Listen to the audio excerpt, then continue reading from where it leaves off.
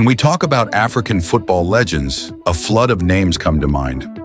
Didier Drogba, Samuel Eto'o, Yaya Touré, Mohamed Salah, and Sadio Mane. But before them all, there was George Weah. And even today, decades after his prime, many argue, convincingly, that he remains the greatest African footballer of all time. Let's break it down. 1. The only African to win the Ballon d'Or. In 1995, George Weah did what no other African has done before, or since.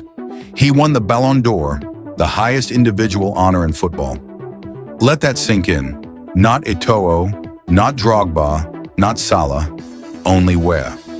That year, he also scooped FIFA World Player of the Year and African Footballer of the Year, completing a historic treble.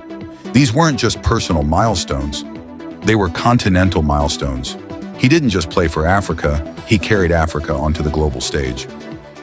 2. A complete striker ahead of his time. Standing 6 feet tall with explosive pace, incredible dribbling, and lethal finishing, Weah was the prototype of the modern striker before the role was even redefined. He could glide past defenders with grace and power. His solo goal for AC Milan against Verona, running from his own box to score, remains one of the greatest goals in Serie A history. He wasn't just scoring tap-ins, he was crafting moments of magic. 3rd club legacy. From PSG to AC Milan. Weah made his mark at some of Europe's biggest clubs. He was a goal machine for Monaco, a star at Paris Saint-Germain, and a key figure in AC Milan's late 90s dominance, helping them win 2 Serie A titles. At a time when African players were often overlooked in European football, George Weah was not just participating, he was leading. 4. What he did without a national team narrator.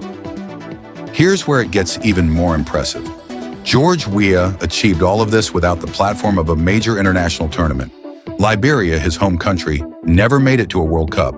Their resources were limited, and yet Weah still lifted them to 2 African Cup of Nations appearances, and even funded the national team himself. Imagine what he could have done with the squads that modern African stars have had. George Weah's greatness isn't confined to the pitch. After football, he went on to become the president of Liberia, showing that his leadership and vision extended beyond sport. How many Ballon d'Or winners can say they went from football boots to presidential suits? George Weah inspired a generation of African players. Drogba called him an idol. Eto'o spoke of him with reverence. His story, from the slums of Monrovia to the pinnacle of world football, remains one of the most powerful in the sport's history. So when we ask, who is the greatest African footballer of all time? The answer isn't just about stats. It's about impact. It's about legacy. It's about being a trailblazer. And for all those reasons, George Weah still stands at the top. Thanks for listening. Don't forget to like, subscribe, and keep the legacy alive.